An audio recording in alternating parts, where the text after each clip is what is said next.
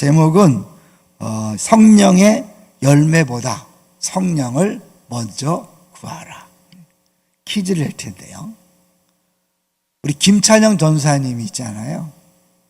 지금까지 30살인데 몇 번 화를 냈을까?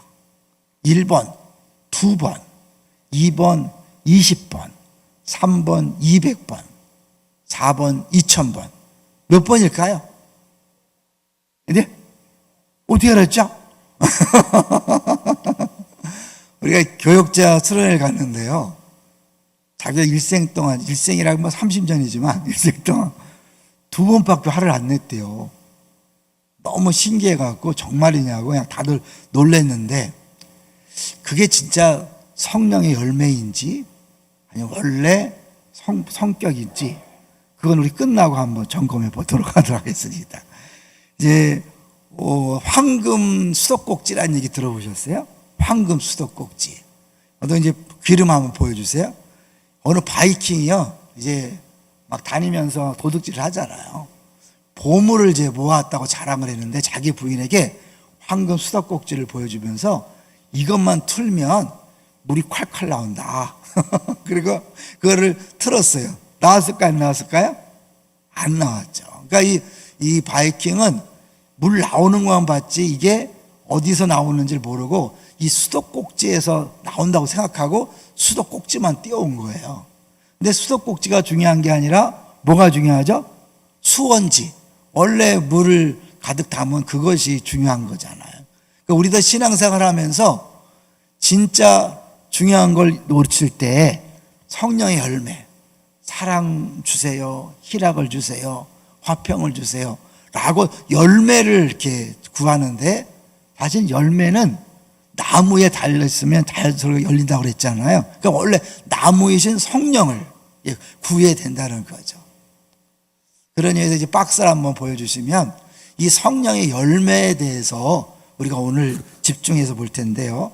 바울이, 이거 말고요. 그거 좀 이따 보여주시고, 첫 번째, 바울이 열매를 이야기한다는 자체가 굉장히 중요한 의미가 있어요. 왜냐하면 이 바울이 육체의 일들에 대해서 쭉 얘기한 다음에 성령의 열매를 얘기하는데, 왜 하필이면 성령을 이야기하면서 열매를 얘기할까? 근데 열매라는 단어가요, 복수가 아니라 단수예요, 단수. 성령의 9가지 열매라 그러잖아요. 분명히 9가지 열매인데 열매들 하지 않냐고 성령의 열매, 단수를 썼다는 게 굉장히 의미심장하죠. 이제 그 단수를 쓴 것을 무슨 의미가 있는지 4가지로 보려고 그래요. 4가지. 첫 번째는 그리스도의 성장은 마치 튤립이나 감자가 자라는 것처럼 점진적이다. 성령의 열매는 신자의 삶에서 점점 더 맺혀가는 거죠. 점진적으로 깨닫지 못하는 사이에 맺혀져 가는 겁니다. 그러니까 일정 기간이 지나야 열매가 맺었는지 알 수 있는 거죠. 그러니까 단박에 딱 맺는 게 아니라 예수 믿자마자 딱 맺는 게 아니에요. 우리가 예수 믿자마자 은사는 받을 수 있어요. 초신자도 은사는 얼마든지 받을 수 있지만 이 성령의 열매는 시간이 지나야 나타나는 거죠. 그러니까 이제 언제는, 옛날에는 막 어려움이 오고 막 힘든 일이 있으면 당황해서 쩔쩔 맸는데 어느 순간부터는 두려워하지 않고 혼란스러워하지 않고 막 흔들리지 않고 평안을 유지하는 것. 근데 이런 것들이 성령께서 주시는 열매를 맺었다는 증거죠. 근데 두 번째를 한번 읽어주세요. 성령의 열매가 맺히는 것은 불가피한 일이다. 열매가 자라날 것이다. 어떤 그리스도인의 삶이라는 끝내는 성령의 열매가 맺힌다. 이것은 불가피하다. 네, 그리스도인 삶에는 반드시 열매가 맺힐 수밖에 없다는 거예요. 안 맺히면 문제 뭐예요? 안 맺히면 가짜일 가능성이 있는 거예요. 좀 시간이 걸릴 뿐이죠. 반드시 성령이 그 안에 계신 사람은 열매를 맺힐 수밖에 없다. 이런 얘기도 있어요. 그 이제 무덤, 대리석으로 이 무덤을 해놨는데 그 안에 도토리가 떨어진 거예요. 이게 시간이 지나서 나중에요 나왔어요. 그 대리석을 깨고 나왔다는 그런 얘기가 있잖아요. 실제 실화라는 거죠. 이만큼 생명력은요 무시무시한 거예요. 대리석도 뚫고 나올 정도로 그 정도의 생명력이 있는 것. 그렇기 때문에 생명이 있으면 반드시 어떠한 상황, 어떠한 조건에도 열매를 맺힌다. 그러니까 완전히 도저히 저 사람은 변할 것 같지 않다, 저 사람은 절대로 안 돼 라고 말한 사람도 성령이 안에 계시면 반드시 열매를 맺을 수밖에 없다, 그런 거죠. 이제 세 번째를 볼까요? 세 번째도 읽어주세요. 성령의 열매는 내면적 뿌리에서 말미암는다. 외형이나 특징과 관련된 것이 아니다. 이보다 훨씬 더 깊은 변화와 관련이 있다. 사과는 나무가 살아있다는 증표다. 네, 이 말은 뭐냐면 단순히 열매가 있다 그래서 이제 그런 중요한 게 아니에요. 왜냐하면 이 나무에다가 사과를 붙여놓을 수도 있잖아요.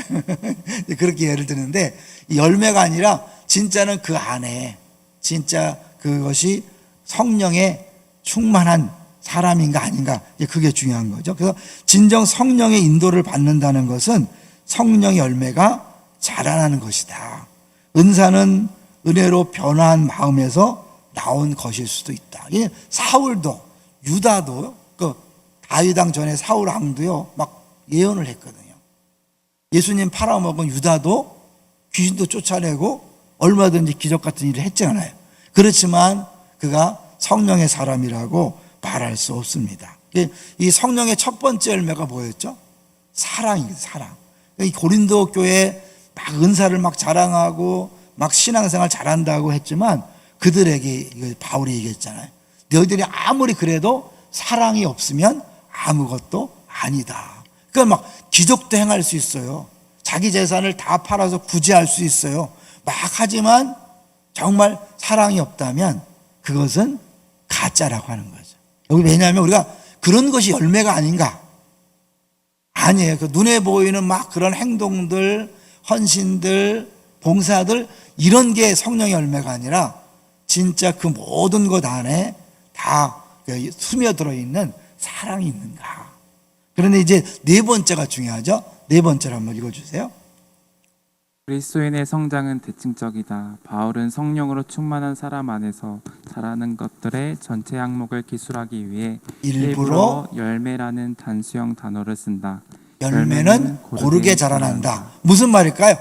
성령이 역사하면 9가지가 함께 자라가는 거지 어느 한 부분만 하고 다른 데는 아닌 게 안 됐다는 거죠. 그래서 사랑과 양선, 그 차이를, 사랑은 하나님에 대한 거예요. 사랑과 희락과 화평과 오래 참아할 때 엄밀히 말하면 사랑은 하나님과의 관계고, 결국 8가지는 그 사랑 때문에 나타나는 어쩌면 이웃과의 관계 속에 나타나는 건데, 사랑은 하나님과의 관계라면 양선과 충성, 그러죠? 양선은 이웃에 대한 사랑으로 이렇게 표현되거든요. 그러니까 사랑이 있는 사람은 당연히 양선도 같이 나타날 수밖에 없는 거죠. 나는 하나님은 정말 뜨겁게 사랑하는데 사람은 아직은 아니다. 이건 아직 아닌 거예요. 가짜야. 9가지가 함께 나타나야 된다는 거죠. 처음에 우리가 이제 김찬영 전사님 가지고 퀴즈를 냈는데 2번밖에 화를 안 냈다. 정말 성령의 사람인가? 그것만 보면 안 돼요.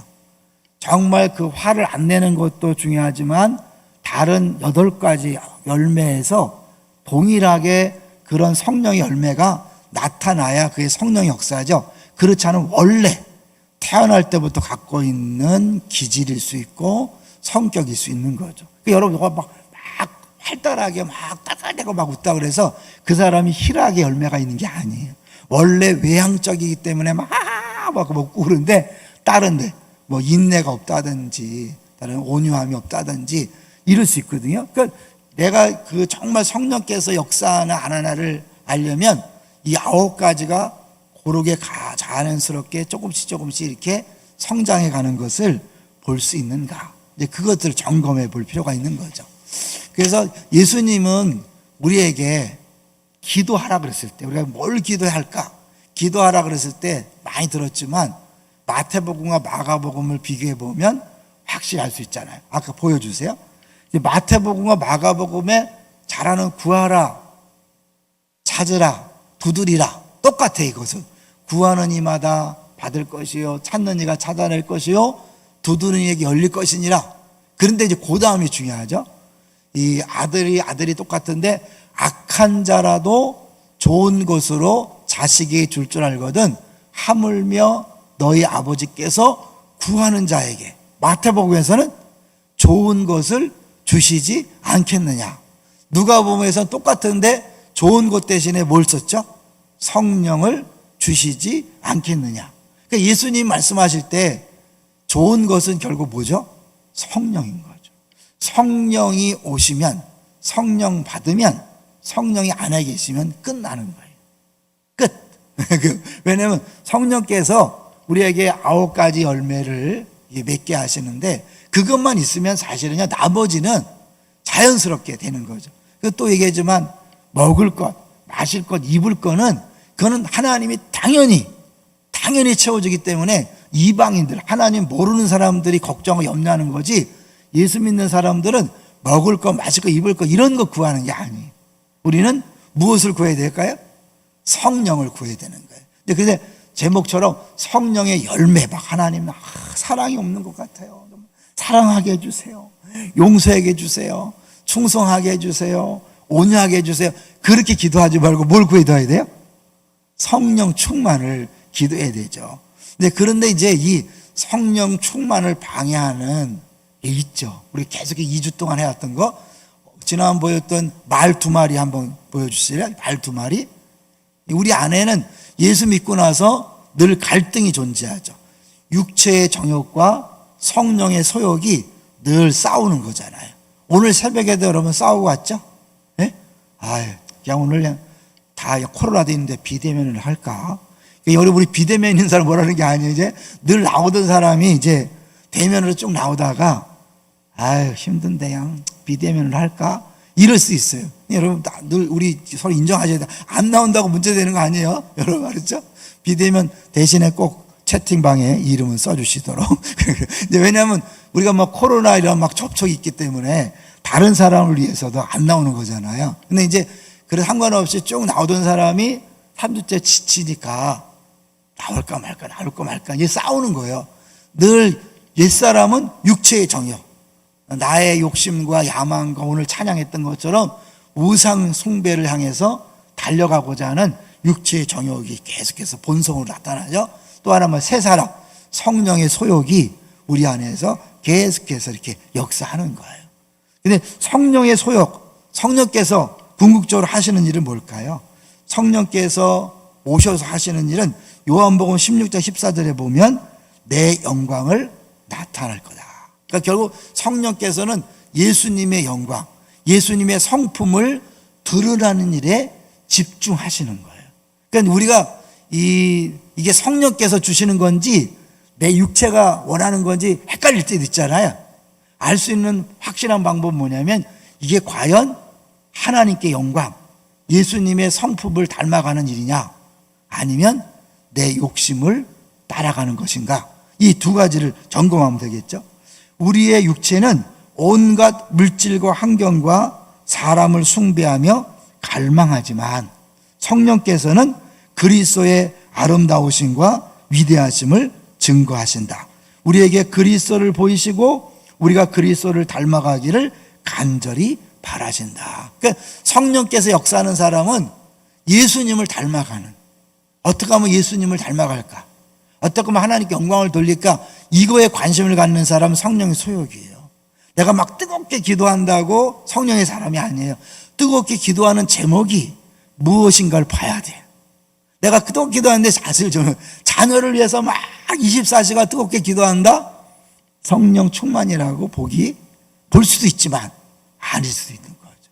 내가 물질을 위해서 막 기도하고 건강을 위해서 막 기도한다, 24시간 360을 기도한다고 성령의 사람이다 라고 말하기 어려울 수 있는 거예요. 성령께서 우리 안에 역사하는 건 100% 하나님 영광을 위해서, 그리고 예수 그리스도를 위해서, 예수 그리스도를 닮기 위해서 그런 간절한 소원을 가지고 우리 안에서 역사하신다는 것을 꼭 기억하세요.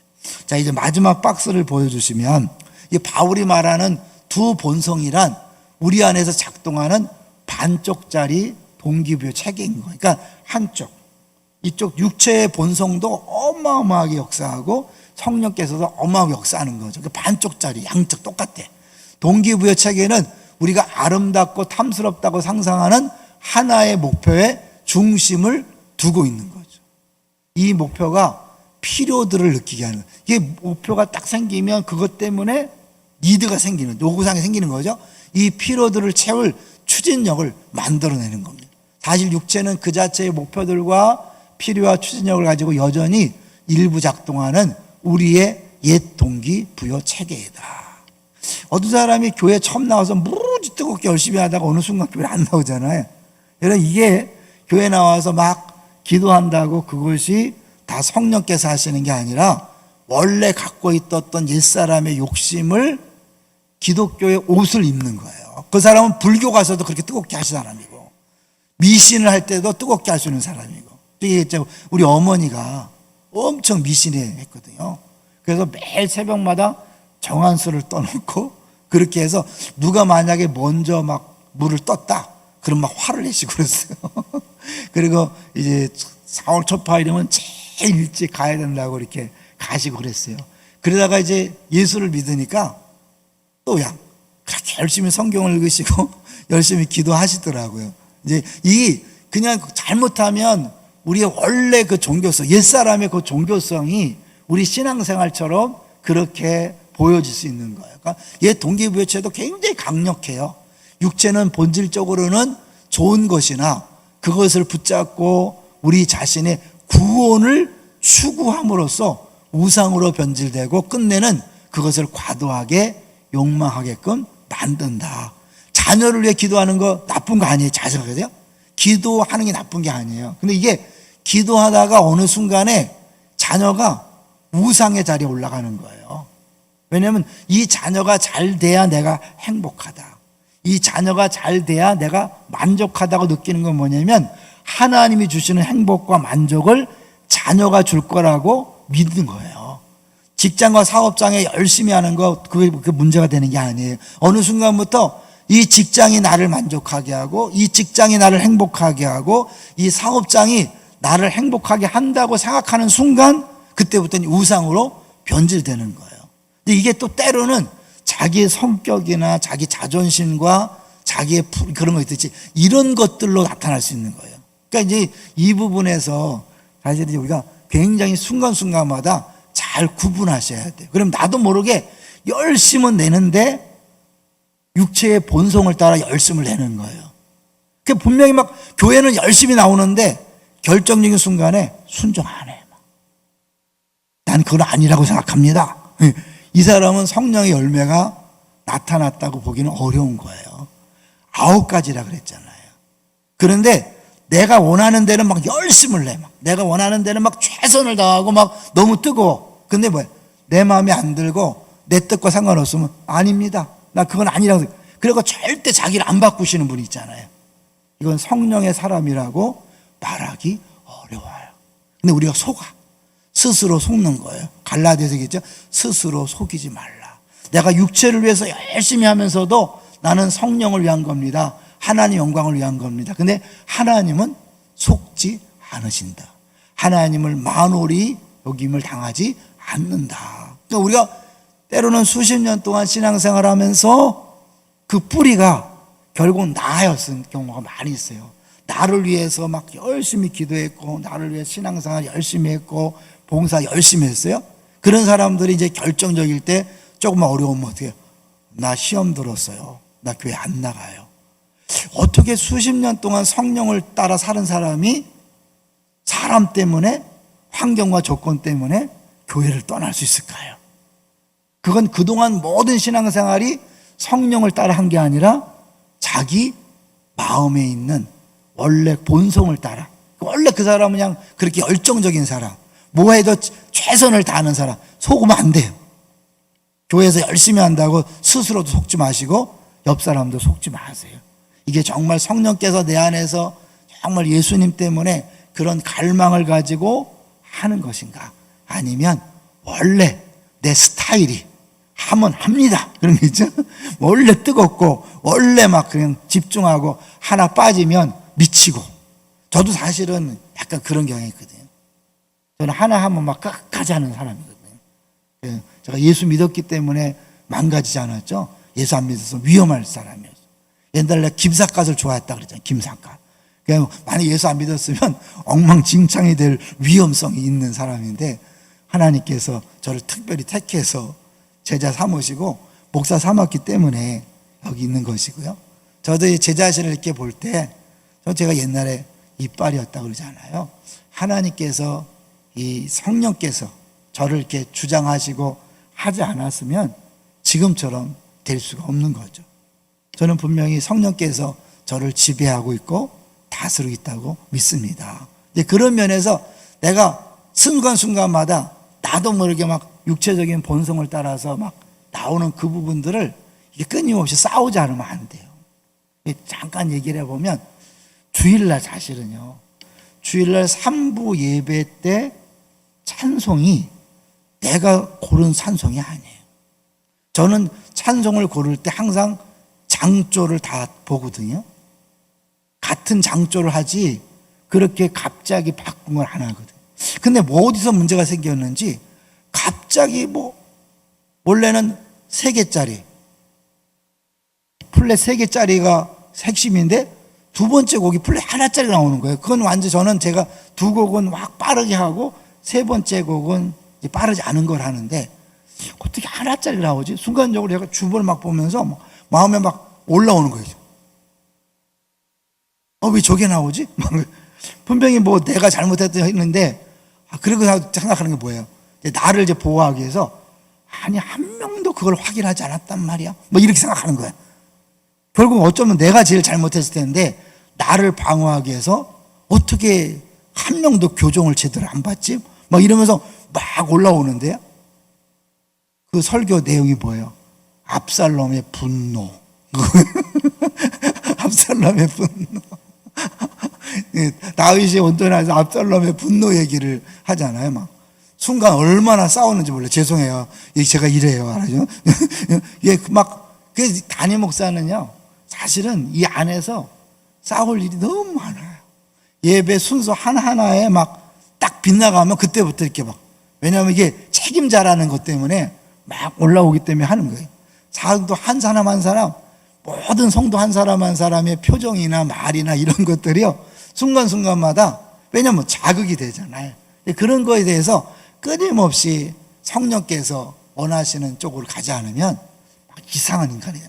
스트레스 받는 거죠. 그래서 제가 바로 성령님, 저는 옛사람은 죽었습니다. 그럼 내가 또 얘기했죠. 야, 너 죽었어. 이렇게 하고 제가 진정이 돼서 설교했을 수 있었어요. 아주 작은 예예요. 우리가 살아가면서 끊임없이 이런 모든 보는 것, 듣는 것, 경험하는 모든 것 속에서 내 안에 육체가 딱 발동해서 분노할 수 있고 성령께서 발동해서 아니지. 결국 네가 지금 예배 시간인데 뭐 하고 있는 거야? 네가 아무리 좋은 뜻에서 그래도 네 자신이 예배자인데 지금 뭐 하고 있는 거야? 아니 이런 그런 책망이 들리는 거죠. 그러면서 다시 내가 내 자신의 잘못으로 인정하고 그러고 가는 거죠. 이 여러분 새벽기도 끝나고 가면 이제 부부끼리도 분명히 이제 뭐라고 말하는 것 때문에 또 막 발끈할 수 있고 막 올라올 수 있어요. 그때마다 죽었음을 선포해야 돼요. 그 선포하고 성령께서 원하시는 그쪽을 따라갈 때 이것이 시간이 지나면 자연스럽게 성령의 열매로 나타나는 겁니다. 근데 이걸 안 하고 수십 년 신앙생활을 하지만 순간순간마다 자기 승질대로 이 본능대로 막 따라한 사람은 수십 년 지나도 열매가 안 나타나요. 변하지 않는 거예요. 동의하세요? 여러분 몇 년 믿으셨어요? 어차피 당연히 맺는 열매인데 지금 횟수만큼 변화됐습니까? 아니면 어떻게 수십 년 전에 지금에 똑같냐? 말하는 게 똑같고 표정이 똑같고 행동이 똑같냐? 이거는 끊임없이 육체를 따라서 살아왔기 때문에 그런 거죠. 정말 예수 믿는 사람은 반드시 열매를 맺습니다. 할렐루야! 오늘부터 성령을 구하시고 그 성령을 따라가는 일에 집중하는 우리 모두가 되시기를 주의 이름으로 축원합니다. 우리 같이 기도하겠습니다.